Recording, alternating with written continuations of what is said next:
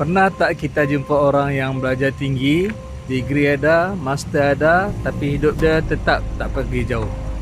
Kenapa boleh jadi macam tu? Sebab ilmu saja tak cukup.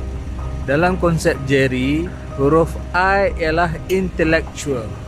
Intellectual ni bukan sekadar banyak belajar, tapi kemampuan untuk berfikir dengan betul dan gunakan ilmu dalam kehidupan.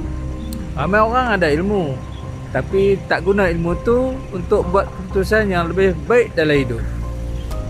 Sebab tu kita selalu nampak ada orang ada degree tinggi tapi hidup masih kelam kabut.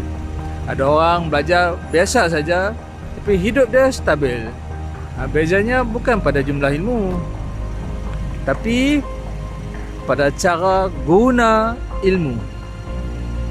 Ilmu yang sebenar bukan sekadar disimpan di kepala. Ilmu yang sebenar ialah yang mengubah cara kita hidup. Sebab tu manusia yang seimbang bukan sekadar kuat intelektual, tapi seimbang jasmani, emosi, rohani dan intelektual. Itulah maksud sebenar Jerry.